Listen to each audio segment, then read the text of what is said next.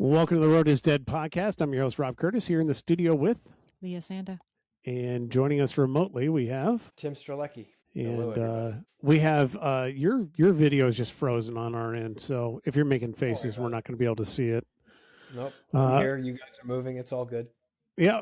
We got episode number 158.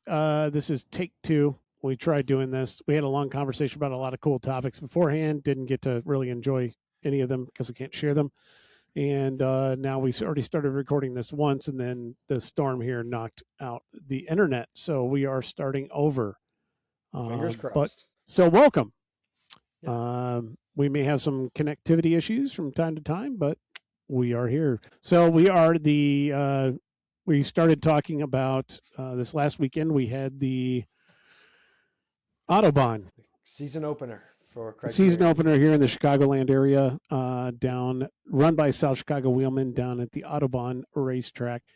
It is a car race course that is on south of Chicago in Joliet, a city well known for its penitentiary. And I was talking about how we took the self-guided tour there as a family on the end of the first day there. And you were starting to talk about how the penitentiary, so the Joliet jail penitentiary, whatever the hell it is, it's closed now. It has been closed since 2002. It was abandoned for a lot of years. A lot of it's burned, and they're trying to maintain as much as they can. But you said it's heavily haunted, and we never got into that. And I wanted to get into that a little bit. I mean, do you know of anything? I mean, I don't know.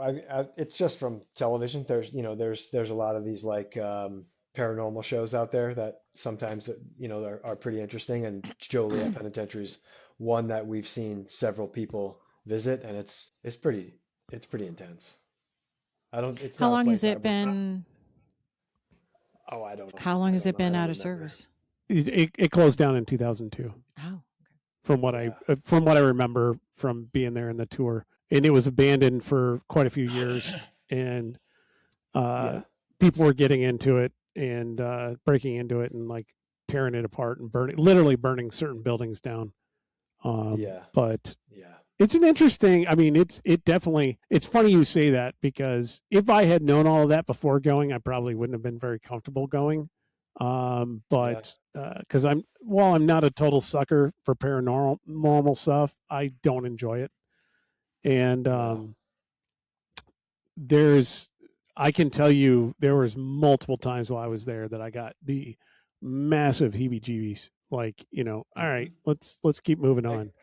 Makes sense. There's long cell blocks you can go into, and all the paint everywhere is peeling, every inch of that place. And I kept looking at Parker. Yeah, I kept looking at Parker, going, dude, just eat as many of the paint chips as you want. I'm sure there's no lead in them.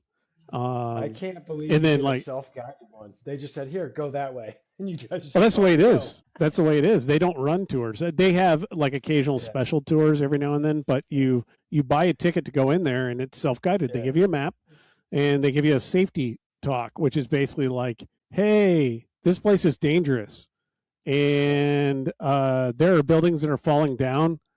Whatever you can get into, you can go and look." But just be careful. And no, they're like, if it's locked up, don't go in there.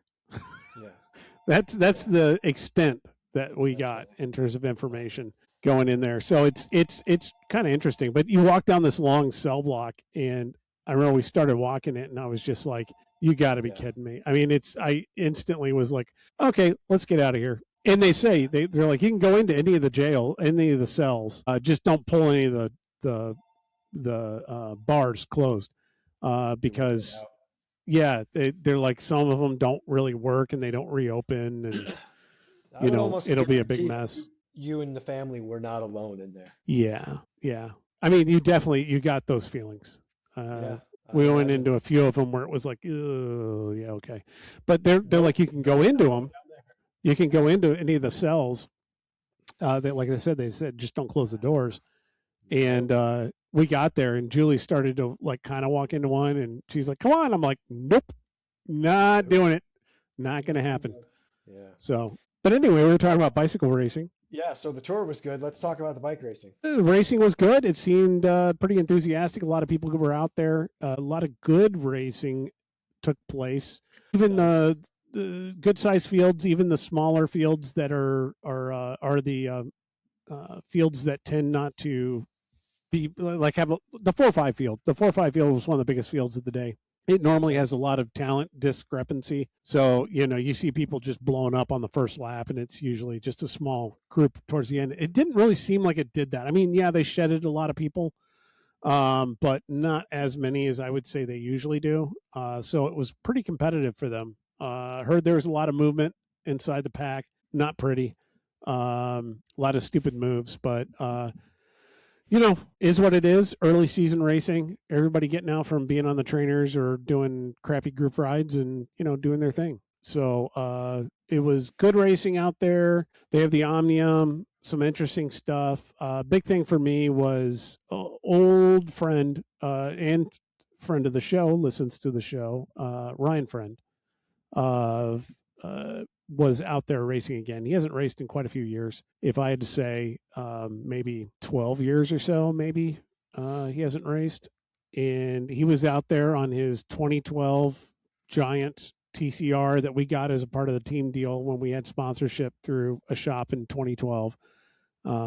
He was out there on that bike, trying to make a do of it, and ended up having some valve problems on long valve stem inner tubes. So he had an 808 on there, old school 808 rim brake, and couldn't keep air in it. So I had to switch to his backup. His backup was an old school power tap laced to an XR300, Kenlin XR300 that we built for him probably 15 years ago. I don't know, when was the last time we built an XR300? It's been a minute. Let alone to a power tap. Yeah, that was basement era. Yeah, that was. I don't even think we built a single XR. Oh, we probably did in the old shop, but we moved in there in 2014, 12 years ago. But so he threw that on there and he jumped into the Masters field, and I just sat there laughing because he's lined up at the back. I'll have to find a picture of it, but he's lined up at the back, and I'm thinking to myself, there's no one in this field that has any clue who he is. And just as a heads up, I mean, Ryan accomplished a lot. He was on the Verizon Pro team when they were doing that through ABD. He won Leland. Him and one other guy went off the front on the first lap and stayed away for 100 miles through all that gravel and everything else. Just an absolute powerhouse on the bike. Probably one of the strongest guys I've ever seen racing. And he was a guy that bridged Mike Friedman when Mike was here on Garmin. The day I met him, actually, in Evanston at the Evanston race. And we introduced Mike to Ryan before the start of the race. And Mike's like, yeah, okay, yeah, whatever. And they get in the race, and Fly V Australia was off the front and had like half a lap on him. And there was maybe 10 laps left or less. And Mike kind of decided he wanted to go up and be in that break. So he had a shot at the podium. And he went to go, and Ryan went with him, and Ryan pulled him up to that break in probably a lap or two. It was insane. And afterwards, I remember Mike coming over and going, what was that guy's name again? It's that guy is like fucking strong. And it's just all that. And he took some time off, did the whole family thing, having some kids and getting through the early years of all that, and played a lot of golf, and said he's probably going to go back to golf for a bit, but he's been riding a bit of bikes in the off season, and it's joined a couple group rides here and there, I think, and decided he wanted to give a little bit of racing a try. And I knew he's coming out for Rough Road. I know he's going to do that, but he will be doing Rough Road. If he does it, he will be doing Rough Road on his Giant TCR from 2012, riding with maybe 28 millimeter tires. So FYI. Yep. And I think a lot of people are going to get a rude introduction to what that race really is. And it's a road race, and he's going to show them that. But he, true to Ryan's form, on like lap 1 or 2 or something, he went off the front, and he went out the front. One of the 606 guys went with him, and then Lanyon on 606 was caught with another guy back a bit, and they started rolling towards him, and Mike said, they got kind of towards him, and the other guy didn't want to do any work and pull through, and he was kind of like, hey, look behind you. There's no one behind us. We got a big gap, and either we're going to go up there with them or we're going back to that pack, one of the two. So they worked together and got up there, and the break was 4 for the rest of the race, and they put half a lap on the field, if not 3/4. Came close to probably lapping it, which is impressive because it's like a 3-mile course, something like that. Mm-hmm. Anyway, came down to the final sprint, and of course, apparently, I did not realize this, but apparently Ryan has no sprint. So he got caught out and ended up 4th in the sprint. He didn't even try. He didn't even try. He just sat up. Yeah, he just sat up. But and smiled about it. Said he had a lot of fun. He was signed up to do that and the 1-2 race, which he should have done the P1-2 race. He would have been happy in that. But he did a lot of work in that Masters one, and it was funny. So I ended up seeing Lanyon afterwards. Walk up to him and I go, "So I see you met Ryan today," and he's like, "Who?" And I'm like, "The guy in the white jersey that went off the front that you guys joined." He goes, "Oh, yeah." And I was like, it's just funny to me because I sponsored him like 15 years ago. And he was like the name in Chicagoland for a long period of time. And now he's back and no one knows. It was just hilarious to me. Well, let's hope he has fun at Rough Road. I hope so. Yeah. I really hope so. That is a race that he can really do well in my opinion. But I don't want to sell him out and have everybody mark him because who knows? I mean, he could be having a horrible day or whatever. You don't know what the day is going to bring. I have not signed up for Rough Road yet. And apparently they had packet pickup over at Turin Bicycles last night for early packet pickup. We got another week. You guys can get in there and get signed up for Rough Road. I highly encourage anybody in the Chicagoland area or outside that's thinking about doing something to jump in and do this one. It's a road race. It's a road race in the classic sense. I have no fitness, so I'm just going to ride it. I'm sure I'll ride hard at times, but I'm definitely not going to do as well as I did last year, but who cares? I'm in the open short race, 60 whatever K they call it. You're not in 30, any 40 race miles yet because you haven't signed up. Correct. Yeah, I gotta fix that. And we got to fix Leah yawning over here. I know. Sorry. The day after Rough Road is the TT, the John Fraser Memorial Fraser, or yes. whatever. Is that is that out of Harvard anymore? Is that? I think it's Maple. It moved. Maple Park? Is it Maple Park? Yeah. Nice. Rough Not that Road I'm is good planning over on there. doing it, but I know that there are people that would consider that. I'll go do And it that- on my mountain bike. That time trial is usually a target time trial for a lot of triathletes for an early season time trial. A 10 mile, 12 mile, something like that, Who knows? I think Maybe it's I'll 10. in that range. And I thought they were moving it from Maple Park, though. And I meant Maple Park initially. So thank you for getting that right. I said it wrong. But I think they're moving it from there. If they haven't, they're going to. I think Maple Park's getting sick of them being in there because they have multiple time trials there. That or they're moving all their time trials to Maple Park. It's one of the two. I heard one of the two options. And you're, of course, looking on the Reg site to see if there's any information. And, of course, there is not. Yeah. You needed to have the fax machine fired up to get that information. It's, the registration says Maple Park. Yeah, the event location says Maple Park. So it's in Maple Park. Go out and do a time trial, 10 mile. It is under ABR sanctioning, I believe. So just FYI, have your ABR license if you don't already. Good organization, $25, I think, or $30 for an annual if you want to go and do that. Or you can do a one day, I think, for 10. And also check on the specifics on that for the race, because I know a lot of the races that they have been putting on recently include the one day license fee for ABR, so you don't have to go through getting a one day. They did that for the second or the first day of the Sycamore Speedway gravel race that we did last year. Yeah. That was this weekend's racing. Both days were kind of like that. Very good mood for everybody that was there. Rage Thomas. If you guys go out and find Rage, he's got some good video. A guy went down in front of him and he used his rear wheel as a ramp, and he's got that on video. He stayed upright, put it in the grass, but stayed upright. You got to wonder. I mean, the final sprint in the Masters race. I don't know the guy, but there was one guy that was going for it against Lanyon. Lanyon was in front, and as they're sprinting, he throws up his hand and is all, and basically called him for leaving his line and encroaching on his line. And it's like, yeah, it's like Matt from. I watched that because I saw it and I was like, huh. And then I watched it again. I saw it. I watched it like 5 or 6 times in a row, and I'm like, Landon didn't move. He didn't move at all. Mike he doesn't didn't move at all.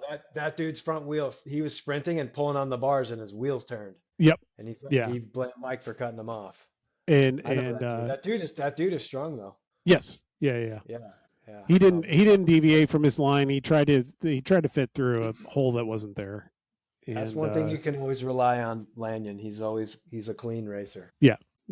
So I'm glad that his name was cleared in that one. But that was up in question for a little bit.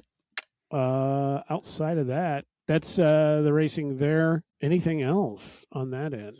You were going to talk about something, Leah. Was I? Yeah, we talked about a bunch of shit from you before we even started, but you can't talk about 90% of it because you're just miss tea. You like to serve up the tea, but you don't like to share it.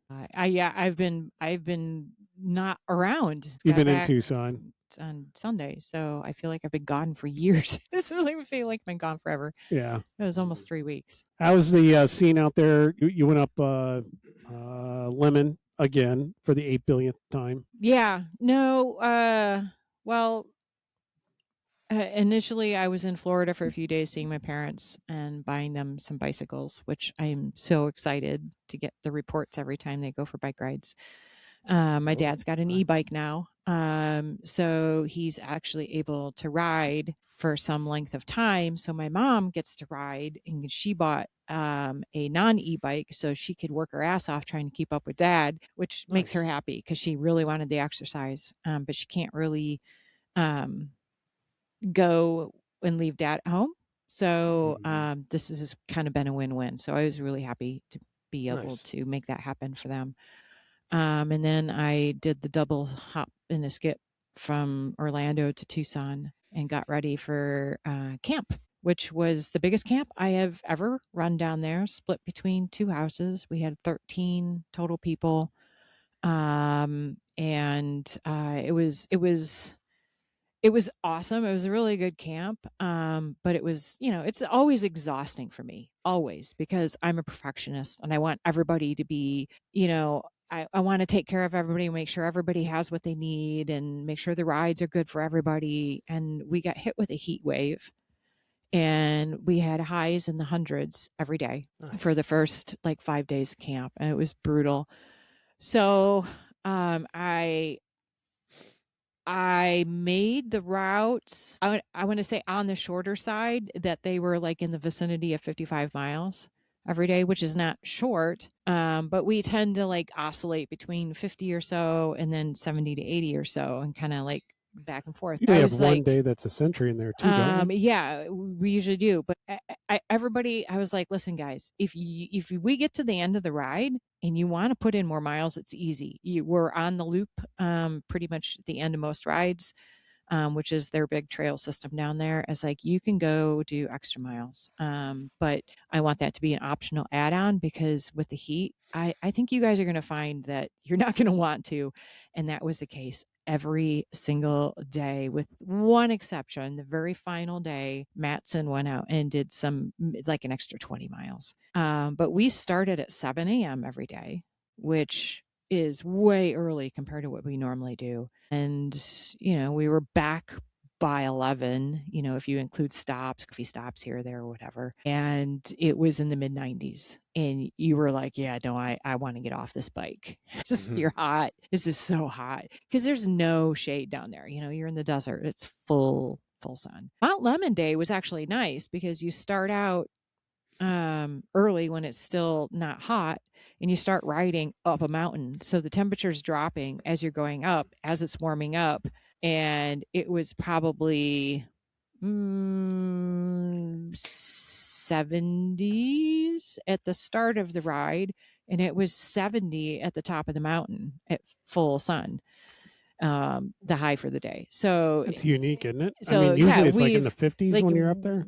I've always worried about like how do we make sure we get everybody's coats and jackets to the top of the mountain, because usually I've had one person do SAG on the mountain, and they're trying to keep track of people that are wildly different paces, keep track of everybody on the mountain, make sure everybody's getting water, food, whatever they need, they're okay, support if they need it, but also get all the way up to the top of the mountain and drop off everybody's coats before the fast people get there so they don't freeze to death. So this year, given that our camp was this big, I decided to have two helpers on the mountain. So my husband, who was down there, graciously offered to help out, and Matt Knowles, again for the third year in a row, was our second support. So I had laid out a plan, and it worked out marvelously.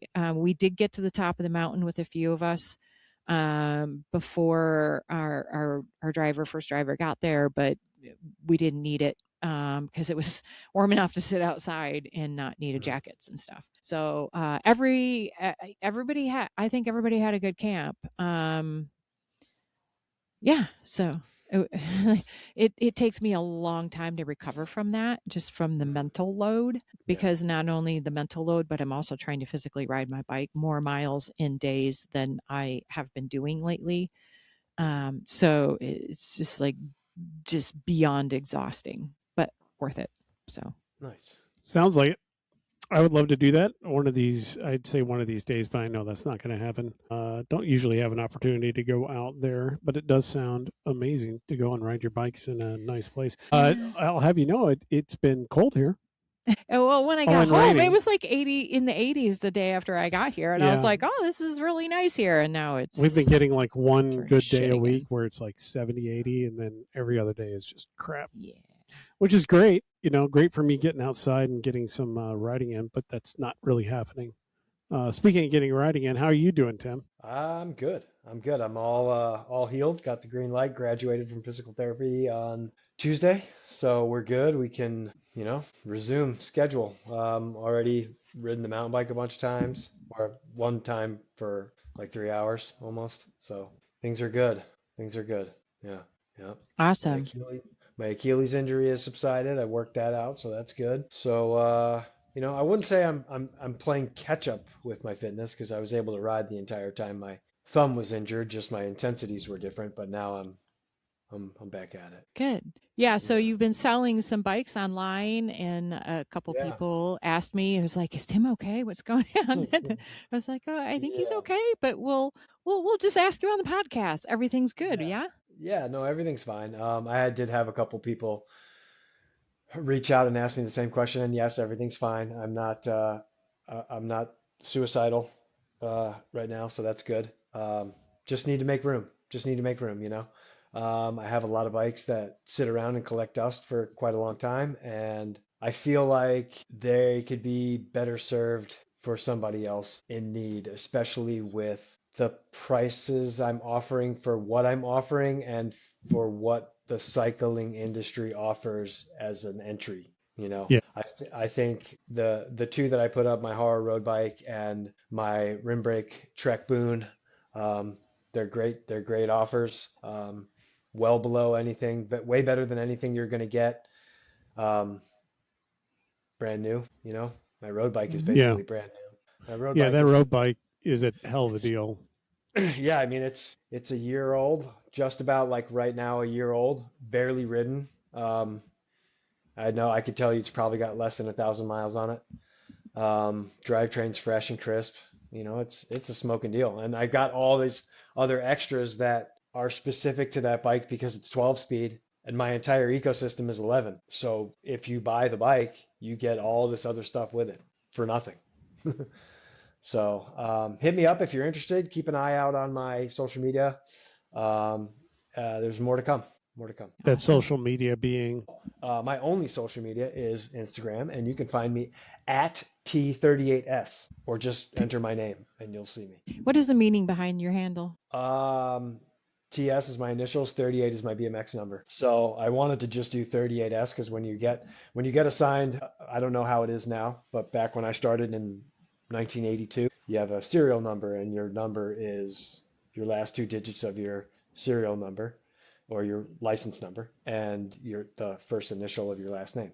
So mine was 38S. 38, that's my go-to. That's the best number in the world.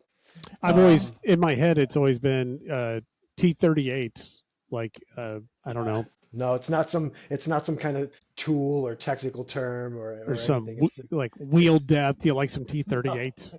No, it's just my initials with my BMX number in the middle. So It's interesting. yeah, I've never known that. it's just like I just need to turn some things over, give some people an opportunity to enter cycling at a reasonable price, have some fun, and at the same time, it affords me to make upgrades to the bikes that I want to hold on to. Nice. You know, I'd rather have a few bikes that are just like the bees and knees that you really love and enjoy and have them work really good, whether that's a rim brake bike or a full beep boop, whatever. I'm at that point in life where I want a few and I want them all to be awesome. It's interesting. I've been kind of thinking along the same lines because I've been sitting there going, I just hold on to bikes because I just don't sell them. But there's no reason why I can't. Yeah. And I remember we're a Chapter 2 dealer. If you guys are interested in Chapter 2s, you can hit us up. I picked up a Kaha, right? Is that what it is? Yeah. Yeah. Their gravel bike, which, we've said is very similar to the Haro gravel bike, at least the one that you have. Which will be on sale coming soon. And I've had mine for 2 seasons, 3 seasons, 2 seasons. I can't remember. But anyway, I've had 2 full seasons on it, and I'm going into my third. And I've been thinking, I've just gotten back on it for the season because I tried to ride that cross bike as much as I can instead. And it's 1x, and we're now finally into the season where I'm going to need a 2x. So, I've been putting some time on it, and I've been thinking I've never really written a review or done a review about it. And that's the thing. Whenever you read reviews on bikes in the cycling media, in my opinion, they don't have enough time on them. They've gotten these from the company. They've put 3 weeks on them, a month at most, maybe a couple months. But to me, it's still not enough time to really understand the bike or know the bike or how it feels or how it's going to ride or anything like that. So then again, I also understand that you can't necessarily, like me, do a 2-year review on a bike before you decide that it's time to write up your feelings about it. That doesn't exactly work in the marketing segment of it. Improvements to that model you want to review have already been done and released. Yeah. Yeah. So your review is a moot. Yeah. And I get it. But, I after having ridden it, I don't know if I've covered it on here, but I had some weird feelings with turning on it for a long time and started to question whether or not it's just me and how I turn, what I got going on. Did a deep dive into the geometry on it, and the fork, for the size frame that I have, the fork has a 65 millimeter rake. And that is an outrageous, if you're not familiar with it, that's an outrageous amount of rake. And the small frame and the extra small frame both have that, but the medium on up has a 55 millimeter rake. And I always kind of wondered why they did that. I could have asked, I didn't. I did point out, though, I'm like, hey, this thing doesn't seem like it wants to turn. It's very delayed in turning, and then it just wants to flop real quick. And that's actually a known thing. It's a wheel flop. Is you can do calculations and figure out what your wheel flop is. And that's that feeling where if you imagine riding like a chopper with a really raked out front end, as you're pushing it along and you start to turn the wheel, it just wants to fold over on you. And I was feeling that at certain speeds and under certain conditions when it's like super loose or whatever. And it kind of bugged me. And I wanted to see if there was a solution. And I looked and I saw that there was a 55 millimeter brake fork for the larger models. And so I contacted them last year and I bought a fork or replacement fork in that 55 rake instead of the 65. But I just never got around to putting it on last year. I just kind of kept riding the 65. And so when I pulled the bike off the trainer here at the shop to start putting it outside again this year, I was like, you know what? Got that fork. Now's the time to do it. Just swap them. So I swapped them. I now have, 10 rides on it with the other fork. I can tell you, world of difference, an absolute world of difference. So it's kind of interesting to come to that conclusion for me. I don't know. But the one thing of note, I could not figure out why they did the 65. And then I finally was looking at it. That is, even though they call it their gravel race bike, it has mounts everywhere on that bike. Like, just for bags, for extra water bottles, everything, everywhere is a mount. And it dawned on me, they have a water bottle mount on the bottom of the down tube. And if you had a water bottle in there, that mount there, you can't clear your front wheel on that small frame and extra small frame. And you probably can't do it unless you do a 65 millimeter rake fork, which gives you an extra centimeter or two of clearance. Small bikes, are smaller frames. Got tons of toe lap. Well, but they're nimble by nature because they're smaller. So you got to stretch it out a little bit to kind of balance the steering out. Yeah. I know. I always as soon as I got on it, that thing tracks straight. You can ride no-handed forever. You could prepare coffee service for 3 if you needed to while riding that no-handed. It is so stable, but it's because of how it's raked out, and it just wants to track straight. But the second you turn it just wants to fold over. So you've changed the fork. I changed the fork, and it handles great. Yeah. So I covered that. You weren't listening. You were checking Instagram. So it's payback. I do it all the time. I get it. I think she's trying to get you to turn the page on it. No, I get it. Yeah. No, good. So, but that's where I'm thinking about, possibly selling this one and moving on and trying to build something different. One of those where we're all in the same situation. It's cash to buy the next bike and move on. Yeah. Well, I'm excited to get back out on my Crux and do some gravel events with it. I think I'm just going to roll with the tires I have on there. I know you guys talked all about this probably in the last podcast, rough road setup. Oh, the rough road setup? Yeah, we talked about that a bit. But what's your input on rough road setup? Yeah. Are you going to race rough road? I am. Oh, nice. Okay. What's your go-to? Well, I currently have the 38 millimeter Pathfinders on there, and I'm lazy, so I'm just going to run those. I don't know what else I would change it to. I think it's a perfect choice. It's probably perfect. So if it's dry, it's center fast rolling, so you put a little bit more tire pressure in it. If it's wet, you maybe drop a little bit down, and it's going to keep you on top of the snot in the last 8 miles. Mm-hmm. It's going to work either way. And I was like, I don't have to deal with it. I do need to check the sealant, and you helped me. I don't know what was going on with my Di2. I thought I charged it. Maybe I didn't. I don't know. But it's holding charge now. So I just need to I need it to stop effing raining so that I can ride my effing bike out effing side. We are sitting here and just it's probably not coming across on the mics, but our metal roof is just on fire with the amount of rain that's hitting. That doesn't make any sense, but it's very loud because of how much it's raining right now. I can't tell you how many days have been nice and sunny earlier on, and I've actually been like, nah, I'm just going to go downstairs and ride the trainer. Really? It's sunny. You can do that, though. You've got a lot of time on the trainer, and it's not that big of a deal. And I can understand that. And I know a lot of people that spend a lot of time on the trainer that prefer to just jump on the trainer. It's easy. You don't have to worry about traffic. You don't have to get fully dressed in all the gear and worry about weather, figure out where you're going, worry about the wind and all that kind of crap. So I understand that. I can see that point of view. Me, I've just never been happy on a trainer, ever. It's really hard to go back and forth between outside and inside, and it's like just you got to pick one or the other. I actually I find that I can do more on the trainer when I'm jumping back and forth. I can handle the trainer more if it's like, because for me it's something new and it's constantly changing. So it's like, it's like the first trainer ride, but then I ride twice outside, then I come in and ride indoors. So I do it better that way. But I would say I'm less adapted, to your point. I can't put out power, but I can't put out power anyway. Is that what you're doing? I'll usually break it up. If I do like 3 hours, I'll do like an hour and a half of intensity and then an hour and a half of endurance after that.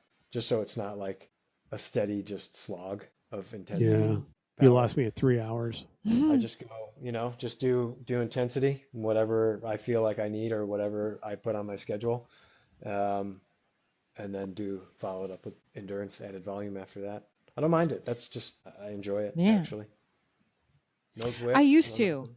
I don't know what changed in me that last year, not this past winter, but the winter before, I just couldn't. And I normally I really liked off season Hmm. because you get that consistent, Hmm. measured, like Hmm. being in the lab.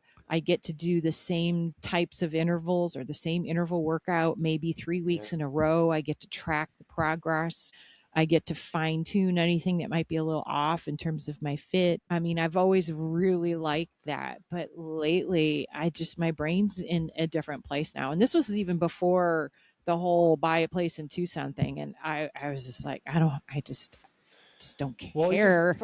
for the last couple of years, year and a half or so, you haven't had like the desire to really race much, so that makes sense. You're just And kind of I more think about having fun, and you're but having fun outside. I do find myself excited about racing, but I feel like my desire to race now, I'm becoming more of a social racer than I am a focused on performance racer. I mean, like, do I still want to do well at the races? Yes, absolutely.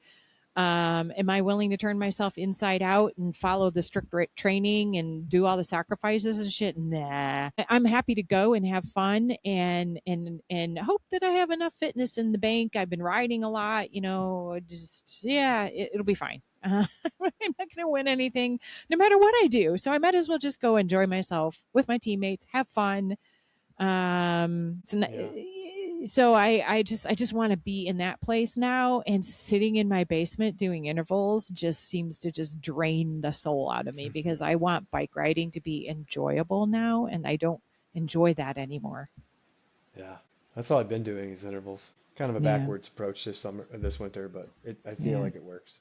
I was angry. I was telling Rob this morning. I woke up this morning and I was pissed the fuck off. I was like, this fucking weather, this fuck, and I can't get myself motivated. And I got pissed off at myself. I On that note, I'm getting went down coffee. and went down into the basement and did a really awesome interval workout. I did like 5 by 5 minutes hard, right? Nice. And I'm just like, I needed that. I was like, when I felt that anger in me and I was pissed, I'm like, Yeah. good. I fucking need that because when I'm angry like that, I make changes. I make forward progress as opposed to just sitting around going, I just don't want to. And it's going to hurt. And I don't want to do it. And it's like, fuck, I finally get pissed off at myself enough. You should wake up angry every day. I know. I was like, I need this anger. It's like, keep it coming. Keep pissing me Yeah. off. Well, that's the thing. I think a lot of people just get complacent with the winter and they get comfortable with whatever they're doing and they're afraid to like push themselves, Yeah. because society or social media or cycling says you need to be doing this at whatever time of year you're in, and it's actually, I need to be doing what I need to be doing, not what you're telling me I need to be doing at Oh whatever part of yeah. the year. A lot of people are, I mean, I have a weird way of looking at it, and I'm not going to dive into it, but I think a lot of Mm-hmm. people take too much advice from YouTube and other social media outlets and things like that I have without made really knowing Yeah. themselves. Well, that's the thing. I've been racing for over 20 years and I've been coached for the last like 23 years and I've had different coaches along the way and I have learned so much. Yeah. And I'm not really even coached anymore. Pascal is doing life coaching, but not performance cycling coaching. Hmm. So she and I still chat a lot Nice. because it's been so important for me, especially with all these life transitions going on for me.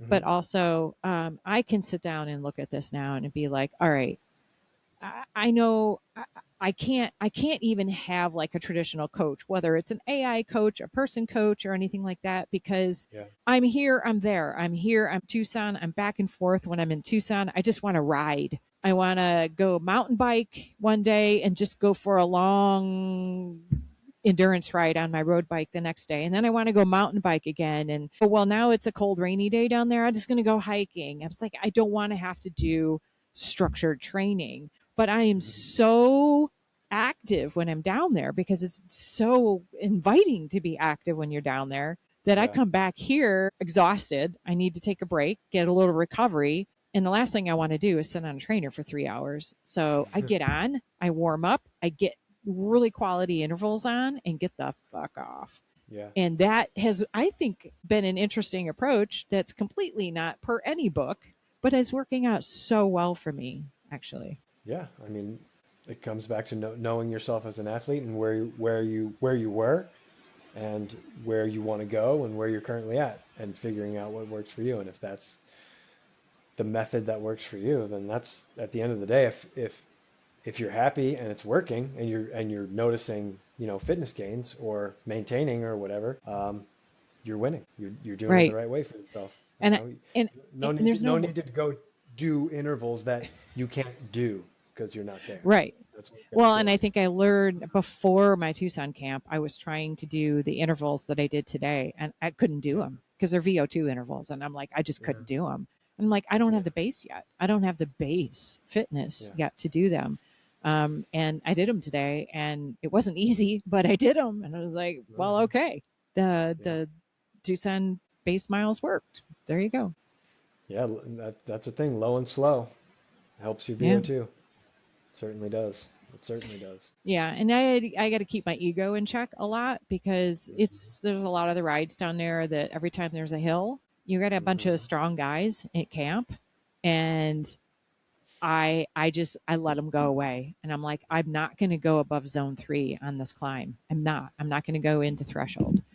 And the rest of the time I'm in zone 2, and I'm sticking to my guns and let everybody do what they need to do if they want to, challenge each other and race up the hill. And, that's fine. That's fine. I did my thing, and That's good. I think it was good. Yeah, that is good. Sorry, the roof's leaking again. Oh, of course. I've been a little preoccupied there. Well, it's raining cats and dogs and elephants and hippos right now. All the animals. I leave buckets in certain areas. Have you noticed the gutter that you put into place when we moved in here in 2021? It hasn't been dripping there in like years now. No, so they fixed Somehow, or enough debris got in the way that it just doesn't leak there anymore. So maybe now we it need to move leaks the over gutter there. over there. Yeah. Yeah. Okay. Yeah, that's good. All right. So what's coming up for you, Tim? What are you looking forward to in the next few weeks? It's dinner, isn't it? It's dinner. No, I signed up for the Oz stage race over Memorial Day weekend in Bentonville. It's a 4-day mountain bike stage race. Nice. So I'll do that. First day is like a 3 to 5 mile prologue, and then the next day is like 37 miles, 36 miles, 32 miles. So it should be pretty cool. And then we're going to stay there I'll be there for 2 weeks. Oh, wow. Nice. We're going to stay there for 2 weeks, get the feel of the place, check out a few things, try to figure some things out, and then be back here. But I think before then, I might either do the WEMS, the Wisconsin Endurance Mountain Bike Race that's at Alpine Valley. I did it once before. I think it was like 2021 or 2022, and I did it with Trats. Might go do that, or same weekend as Yankee Springs. It's another like time trial-ish mountain bike event in Michigan. And if I'm being honest, I'll probably go do the WEMS race because it's like an endurance one. You could do the 3 hour or the 6 hour. Figure that'll be a good gauge of where I'm at fitness wise. What weekend is that? That is the 25th of April, so end of the month. Alpine Valley's hard. I mean, for those of you listening or watching that have ridden there, you know what I'm talking about. And for those of you that haven't, I highly recommend going out there and checking it out. It's a good time. Have they changed much? I haven't been up there in a few years. I went up there twice before the last time I raced the WEMS race there, and I've only been there 3 times. 2 for like a pre-ride, once for the race, and I haven't been back in like 5 years. Well, okay. But yeah, I have no idea. Can it be done on a gravel bike? No. No, it is mountain bike proper. Mountain bike proper. It's on the side of a ski hill. Well, that just means I don't have the skills to do it. So it's I remember riding it, and I thought to myself that it's a little awkward because it doesn't have like nice flow where you can like carry your speed through all these turns. I found it a little bit awkward to carry speed. What, like checking up a lot for the turns or technical sections, or? Yeah, I don't know how to explain it. I didn't really find that. I found that, there were some heavy breaking points, but again, this was years ago and my memory's foggy since then. Mhm. But I found like the climbing was hard. Mhm. Because there's climbing, proper, and then there's climbing after that it just kind of sustains itself, but it's like a false flat and it still kicks you in the nuts. So it's hard. It's definitely hard. I Mhm. enjoy it. I enjoy it. And then I don't know what's after that. I thought about doing rough road on my mountain bike, but then I was like, I don't want to pay $80 to do rough road on a mountain bike just for training purposes when I could just go ride the trails here Right. for 4 hours, It's a 3 hours. valid point. I actually haven't looked to see how much it cost in a rough road, but all of you listening should enter it. I think it's 80. It's like $80. You're trying to do it what, week of? It might be 90 by now. Well, No, it's they not- don't have an increase. I did see that. Oh, that's good. That's good. I mean, regardless, it's a great event. They do a great job hyping it up, making it. Damn, making it's good. $90. $90. So if anybody wants to help make sure that I race rough road this year, go out and buy some buttonhole chamois cream. Pretty much should have both formulas in stock by the time this goes out. We've been out of No Tingle for quite a while, and we've got some back on hand. So go grab some buttonhole chamois cream to take care of all of your anti-chafing needs, helping people's butts stay comfortable since 2009, maybe 2010, maybe. I don't remember the exact dates of when it was started. But anyway, or go get yourself some tires at treadsavvy.com. We do have a couple gravel tires still sitting there. I need to change the inventory on one or two. But there are some still available at a stellar deal. After the last podcast went out, most of you guys bought up the majority of them, but there are still a few. Like I said, I got to adjust the inventory. And then what else? Oh yeah, we do bicycle wheels. If you need some bicycle wheels at cymet.com. What other businesses do we have? I don't know. The year is young. The year is young. Yeah. That's very true. Let's very revisit this true. in June. You might have 3 more. Yeah, I spent all day yesterday coming up with business ideas and a long car ride, but they weren't new ideas, just refinements of what I'm currently doing. If you're in the cycling industry right now, I really feel for you. I mean, it's no secret, and we've covered it here. It's not exactly a great place right now, but hopefully you're doing well and in helping to find those solutions. And if there's any way that any of us can help out anybody in this industry, let your friends know. That's what we're here for.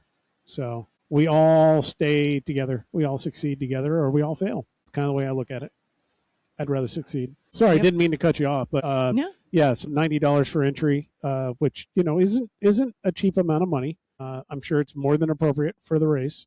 But like I said, if you go buy some chamois cream, help me get in. I am trying to decide if I want to bundle up and go down there and pre-ride the course. Not that I've ridden it before, but It's in a week, right? yeah, Yeah, you know what? Now that you mention it, it's within a week. Today is Thursday. it's a little over a week. So a week and a couple days. And one thing that we always preach is how much rain comes down before that. We've there's just been quite a sitting bit here of rain just on the way. listening to rain nonstop, and it is absolutely drenching everything. So, and if you say there's more rain coming in this next week, guys, this race is up in the air for next weekend. It's the way it should be. Yeah. Just- Yeah, I don't disagree, although I will say I would love to race a nice, dry, no wind, 50 degree, 60 degree version of it. You'll never get that here. You'll I never know. get that here. Oh, we had it the first year I did it in like 2018. It was like epic. No wind, warm, like cold at the start. Yeah, that's fine. A third of the Yeah. way through, you're peeling off your arm warmers, and it was a screamer. I think we set the course record that year. That That's would be fun. That's back when Craig, you got a belt buckle for going under 3 hours. Nice. Yeah, He does so much. Craig Yeah. does so much to build that race, and it's really a great event. They got a lot of great partnerships Yeah. there, and the city of Morris seems like they're down to host it for as many more years as they want to. So that's cool. I know I didn't go for a lot of the years from the start of it, and always heard horror stories of the wind and this and that. And I've raced it the last 2 years now, Last year I stayed until I literally helped Craig pack his car as he was leaving last year. Really good event. Really, really good event. So if you're even remotely near the Midwest, it's worth checking out unless you got some cool local event going on. I will say this, give this one little bit of information to all you rookies and newbies to Rough Road if you're listening. Don't burn all your matches in the first half. Nope. You'll be walking in the second half, yeah. especially if it's a headwind on the way back. Yeah, pay attention to the wind. The wind out there does play a huge factor. It's almost worse than there's not really hills, so to speak, out there. There's a few little climbs, but you guys have them on the longer route, I think. Yeah, in the 62, all the hills start after Cujo Hill, that one that's gravelly, kind of shady. You get Cujo Hill, and then you bomb through a neighborhood, and then you get the Cemetery Hill, and then it just rolls from there on out until you get to the I&M Canal. Yeah, I'm looking forward to it. Yeah, I hope it's not wet. I hope it's not stupid windy. Watching the weather. Just go have fun. Who cares? Yeah. Like I said, I was going to try to test those new wheels, but I would have to build those new wheels in enough time to get one or two rides on them before I just race them. Well, I'll have to choose between my bird spoke wheels and my CX race spoke wheels. Same rims, same tire setup, just based on wind conditions. Yeah, I've got three options, basically. I've got the newer rims that we've been working with, their deeper section that I was planning on trying, or going with my Road 55s with CX Rays. I'm not using my birds. Leah. Don't use your birds, Leah. I raced my birds. I ride them all the time. And unless it's windy, I feel like it's fine. That's the thing. Unless it's windy, and the fact that it's a race. So I do like the aerodynamic gain of the deeper wheels because this is more road race than gravel. So, I'm not as worried about comfort. I'm more worried about how fast the setup is. So I rode my gravel bike. I ride my deep road wheels. And because I came in 20 whatever last year, I feel like I have a right to say something. That's true. I mean, I could put my Pathfinders on my road wheels, right? That's basically what I did. That's the nice thing about having both my bikes running the same component group, because I can always throw my road wheels on my cyclocross bike and turn it into a road bike. Yeah. To Tim's point earlier, he's an 11-speed environment, and having anything 12 becomes an oddball now. And that used to be the case back when we had, Campagnolo and Shimano differences and different environments. But 11 speeds was a really beautiful cross point. Even with Campagnolo, you could interchange the cassettes and run them pretty easily. But, once you're in one or the other, you pretty much want to stick within one or the other. I've made the jump kind of like with Leah. I'm on 12 speed on the gravel side. My road stuff is all 11, but I don't ride it as much anymore. And but it's nice. My cyclocross and my gravel are all 12. I run the same cassettes on everything, so it's easy to interchange wheels and kind of do what I need to do. That's a very valid point, Leah. Everything I have is 11. I don't need any more. Yeah, I don't disagree with you. I do miss the era where new groups were new and exciting, and had features that were so cool that everybody wanted them. We're really, for the last, I'd say 10, 15 years, we've been in that land of whatever, man. Especially it really doesn't matter. I don't want my rear cassette to weigh more than my frame. Yeah. It's a problem. It's getting there. I know on our setups, I'm running Shimano. I'm on 12 speed. I'm running their 105 version of the 12 speed cassette and that 36 tooth, and it's heavy.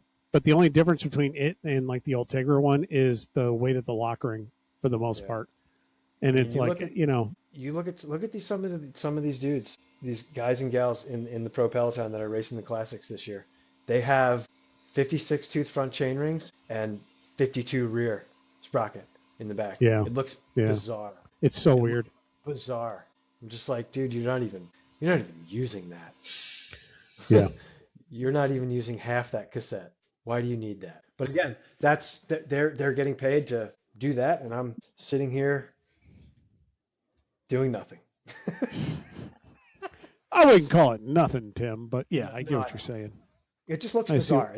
It looks bizarre when your front chainring and your rear cassette are the same fucking size. It's Yeah. like I was trying to pick your brain a long time ago with Brandon from Shimano. Like I approached you and I'm like, how can I be able to run a 52-42? And we tried to like Frankenstein this idea that could make it work. Yeah, it could work, but it's not gonna be super crisp. Yeah, it's And not I don't guaranteed to want work, I don't want to go through that. not tested, but there's so many things you can really get to work to a degree. Well, I went on my road bike that's down in Tucson. I took the cassette and swapped it from one that had a 30 to one that had a 34. And wow, that was nice. Mount Lemon. I was actually able to spin all the way up Mount Lemon. Yeah. And that was phenomenal. So that was worth it. But I'll stick with my 30 here. Yeah, I'm not disagreeing with that. It's nice to have the gears. I used to disagree with that. I will say it's nice to have the gears when I need them for sure. And having them means I spend more and I'm not as burned up when I get done. Mm-hmm. Yes, I know. Old Rob is rolling over in his grave. I did want to hit. We did have a couple emails, messages. Again, y'all are sending messages in every platform known to man. I don't see them unless you get an email. But we do have one here from Case asking Tim. I'd love to hear Tim talk more about cornering and cyclocross being off the saddle. He made a comment a few weeks ago about how every corner you should be off the saddle. I'm assuming he meant during the turn and not accelerating out of the turn, but would love to have more insight. All right, I'll make it as brief as I can. It all depends on what the turn looks like. What, is it just a soft like right-hander, left-hander? What are the conditions in the turn? If you're making a hard U-turn, like I find personally for me, I have a lot more mobility, and you do have a lot more mobility side to side on your bike and handling your bike when you are out of the saddle. You are able to lean it over further. Just ride down the street. Ride down the street, sit on your saddle, and see how far you can lean your bike over. Go in the grass, make a turn, and see how far you can lean your bike over when you're seated in the saddle. Then do that same thing standing up, and I guarantee you'll be able to lay your bike over considerably more when you're out of the saddle. You don't have to stand all the way up, just hover above it a little bit.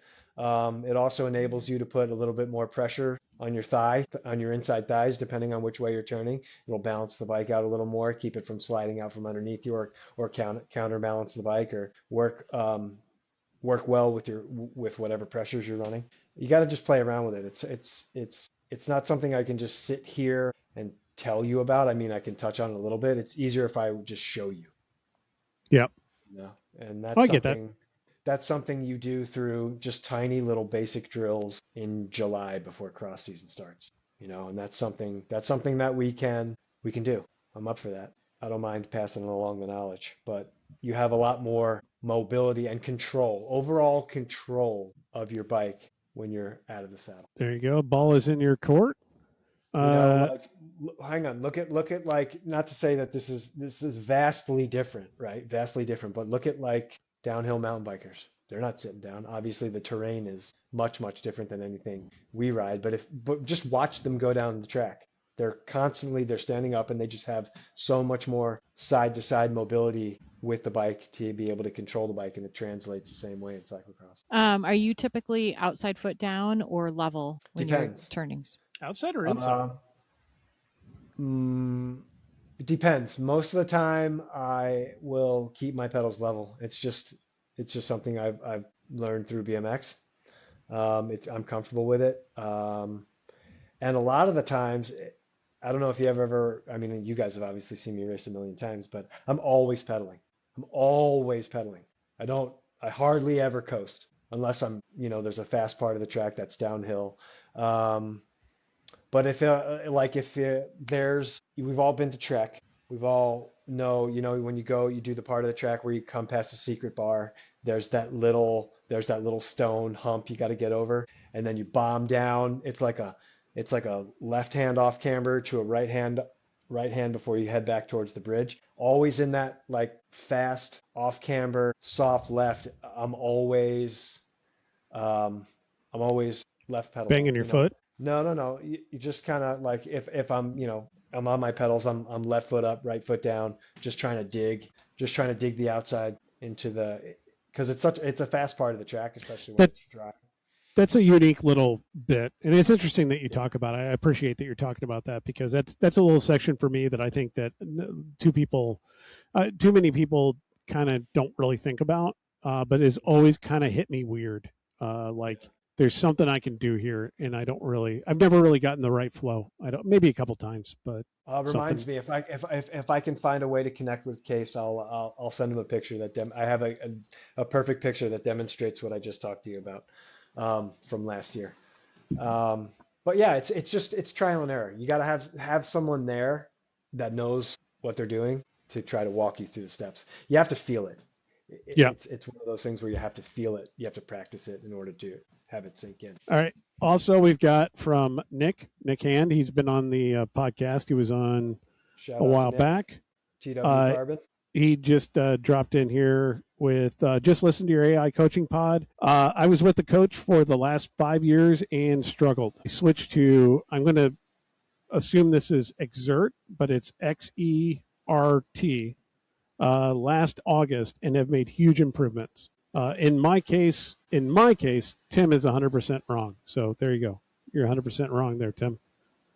That's fine. Personalized coaching isn't Right. for everybody. Yeah. You know, it works for some. Some like the personal interaction, and some just want to like hit a button and do whatever it tells them to do. And I know I have gotten a lot of messages about AI coaching since we went out with the first one, and a lot of people it tend to agree that at some point you need a human coach to help identify your issues and understand what you're going through. So I would say there's more people that have been identifying on the towards the human coach side once you get to a certain level. I think we all agree that if you're new to all of it, AI coaching is probably phenomenal to give you a good start. And it's good to also hear that when you're at the top end and you've been sharpening the pencil for a long time, AI can kind of get you that bump that you need to move forward. I'm personally am thinking about just trying the whole AI thing. If somebody is interested in wanting to see what the results would be, tell me which platform I should use, and maybe we'll look into it as a podcast thing and kind of cover what I'm doing and what my fitness has done, because it would give me an excuse to get on the bike and train some with some actual purpose. Don't use it as an excuse though. If you're gonna go for it, go for it. Like lean into Oh, I would definitely go for it. That's the thing. But it would give me the motivation. It would give me the motivation to absolutely go for it with specific training. Otherwise, I'm just going to ride, just to ride. You look like you were going to say something. Stretching. Yeah. She checked out like an hour ago, but it's good that you're still here. Like I said when we talked about AI, it's you know it's whatever what's whatever you prefer. What works best for you? If you're looking to get results, if AI works for you, do it. If personalized coaching works for you, do it. If you know how to coach yourself, do that. I am actually super curious how that would work out. I think you should do it, Rob. I'm really interested. I've thought about using Trainer Road many times in the past. I don't know that Trainer Road's necessarily the way to go, but I challenge you to do that straight up. Yeah, I mean, I if people give me a heads up on what they think would be a good route to take, I will definitely look into doing that. I would like to pick one and do it. So it's just a matter of which one I pick. Don't worry about other people's opinion. Pick the one that you. No, I'm just looking for input because I'm not familiar with all of them. So if people are like, you should really look into this one or maybe that one, then it gives me ones to look into. I'll pick the one that I think would work best. But what I know is Trainer Road, or Chat GPT or something. I have to do some AI work for some other reasons, and I could use another model. You know what you could do? You could do this. Try this one. Try FastCat. They have an AI. Yeah, FASCAT. This dude, I forget his last name, but he's got a YouTube channel. I don't follow him, but I do see some of his things. My point in being that is he does a lot of stuff specifically for masters athletes. Interesting. Specifically caters like to masters athletes. I mean, he coaches high level athletes as well, but he has a lot of stuff for masters. So go ahead and just look into that. I'm not saying you have to, but if if you're limited on time and commitment, that might be one way you could go. Definitely interested in looking into it. If you guys have an opinion, throw it out to us. Send us an email at roadisdead, all one word, or roadisdead@gmail.com. Yeah. If you have any opinions over anything that we're talking about, send us. Let us know. We will read them. We may ignore you.